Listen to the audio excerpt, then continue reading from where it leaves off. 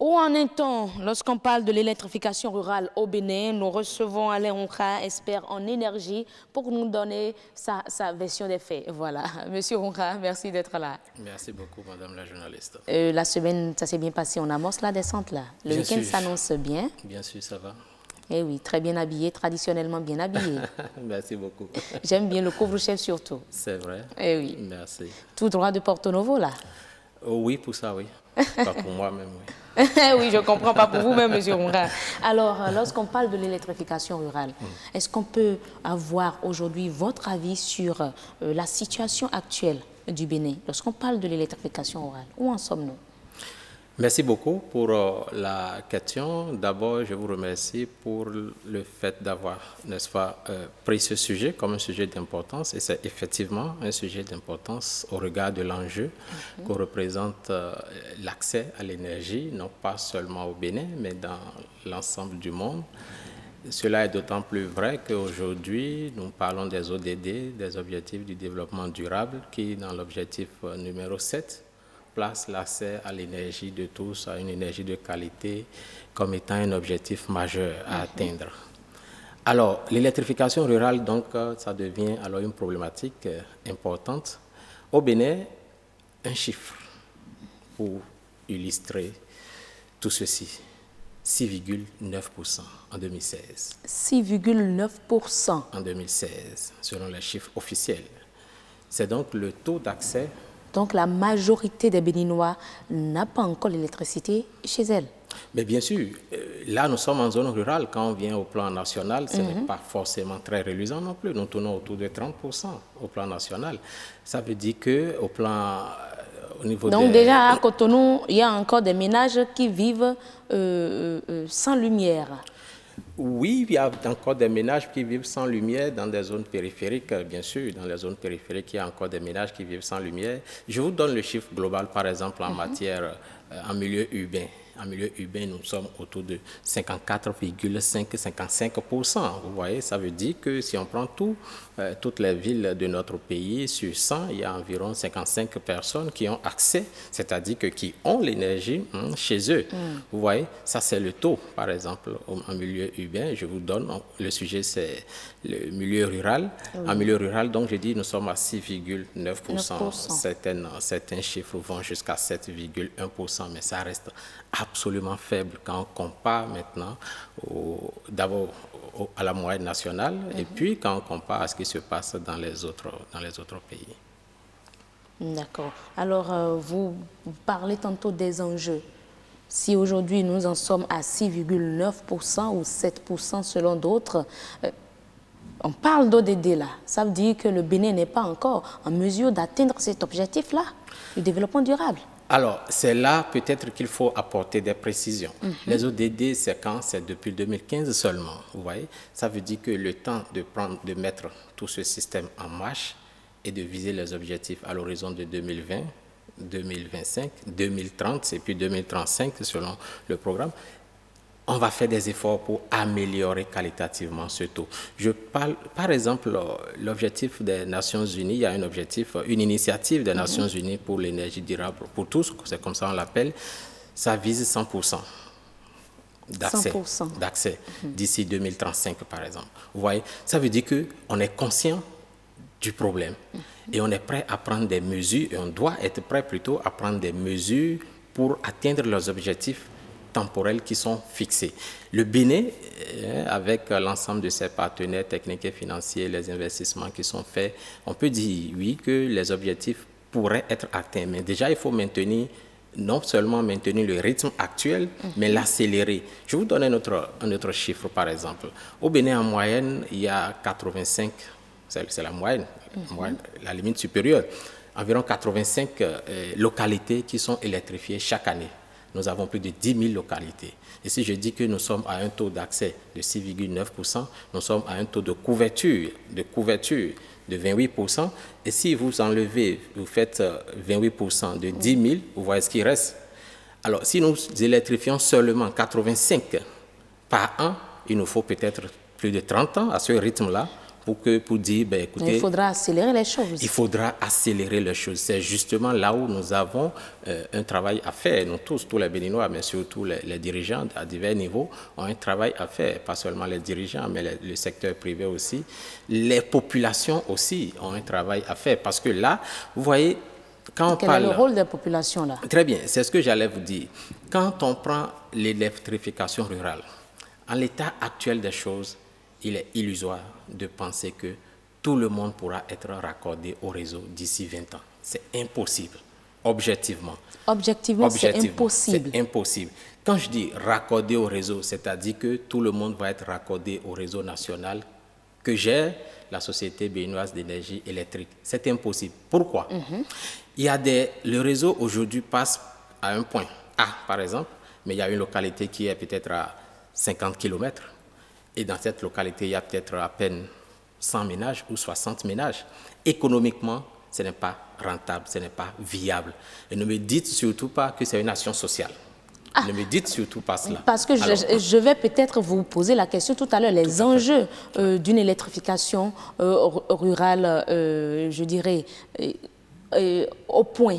Voilà, 100% de l'électrification rurale, les enjeux de cela. Mais si vous dites que ce n'est pas économique pour la nation d'électrifier une zone qui est à environ 50 km de la source, quand même.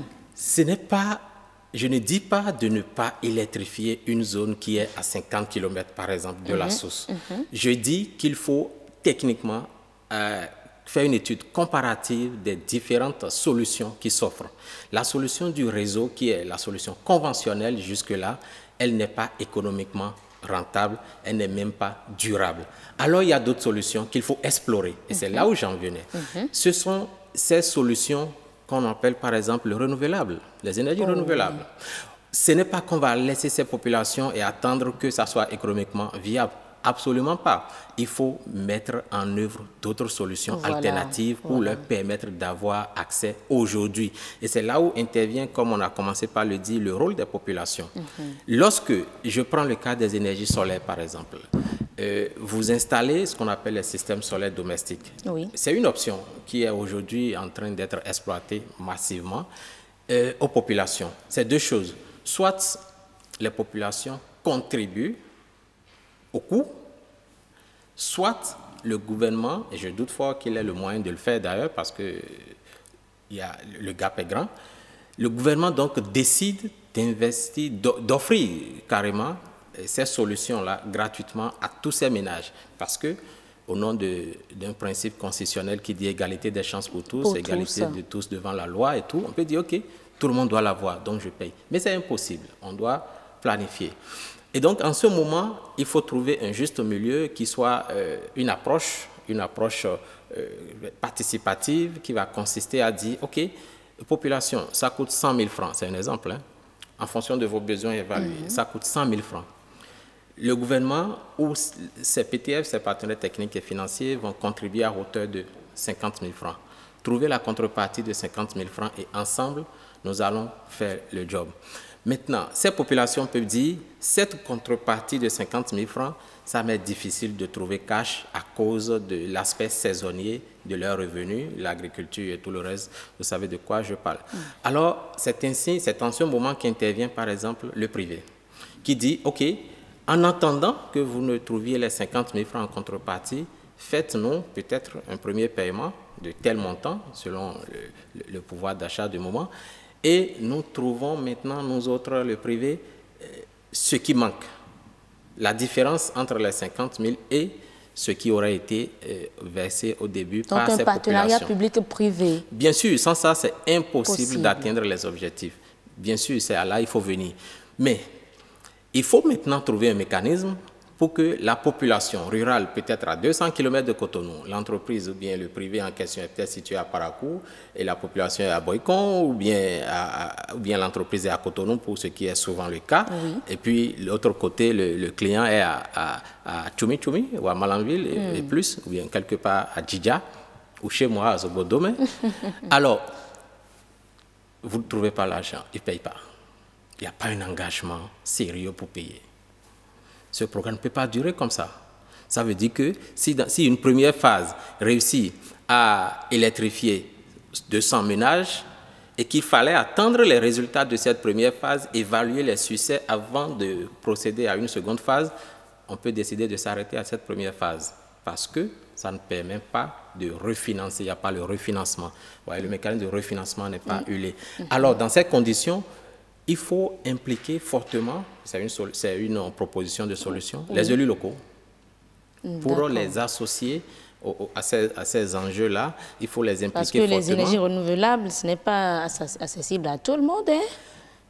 Installer cela chez soi, ce n'est pas facile. C'est ce qu'on dit. Oui. C'est ce qu'on dit, mais c'est la réalité. La qualité a un prix.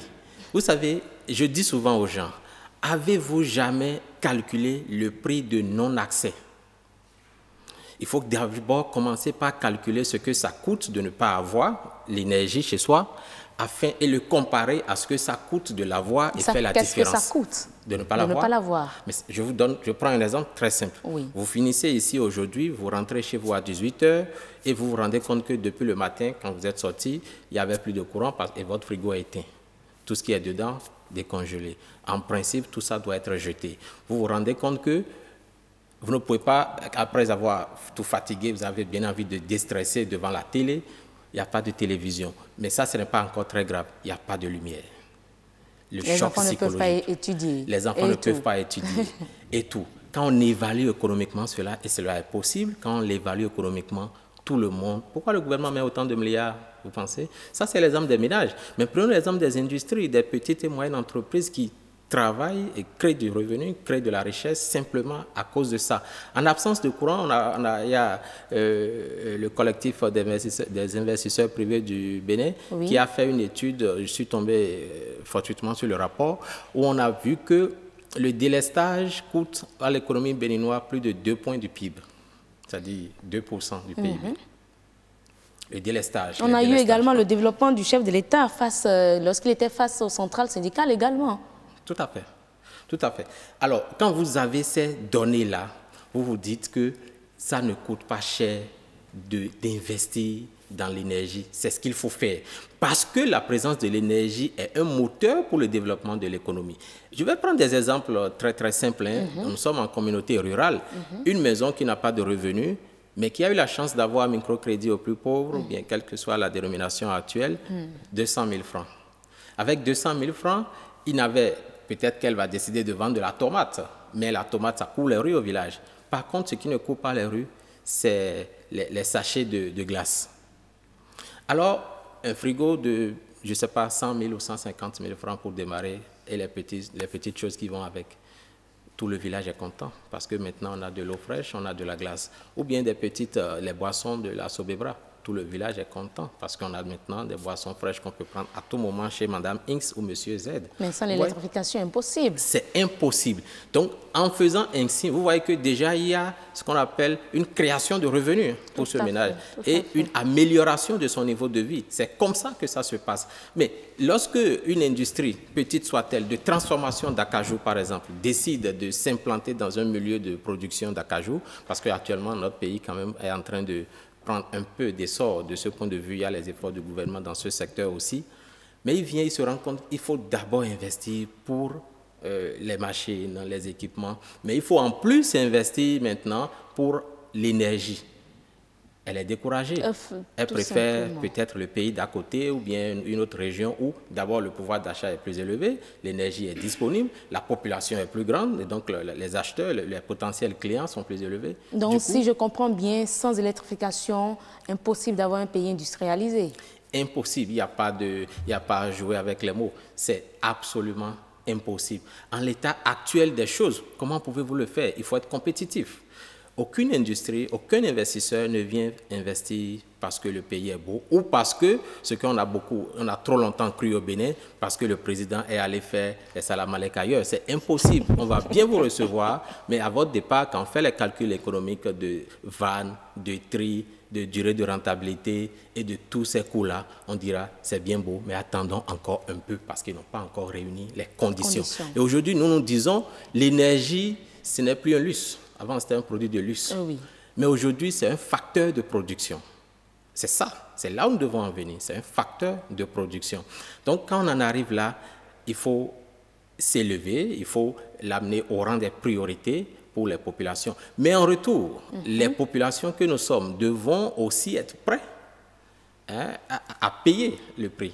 Vous parliez tantôt des populations, vous parlez des populations, mais au niveau aujourd'hui du gouvernement qui est en place, quelle proposition avez-vous à leur faire très rapidement pour boucler, afin qu'on puisse atteindre les objectifs de développement, au moins au niveau de l'électrification rurale? Oui, très rapidement. Très rapidement, la proposition phare que moi que je formule toujours partout d'ailleurs et que je vais encore formuler ici, c'est de mettre en place ce partenariat public-privé qui aura pour point de focus l'électrification rurale à travers la mise en place des fonds de garantie. À travers la mise en place des fonds de garantie qui permettent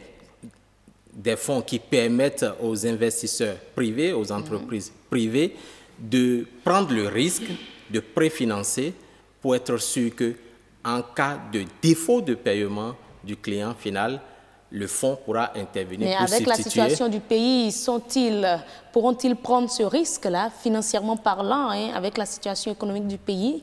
Vous savez, la situation économique du pays est telle qu'elle est.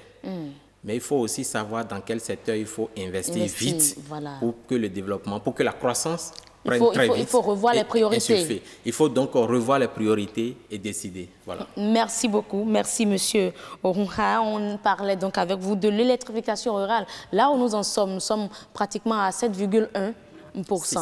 7,6 et 6,9%. Vous avez fait vos propositions à l'endroit des communautés locales et également à l'endroit de notre gouvernement. Mesdames et messieurs, ce sera donc tout pour Espère.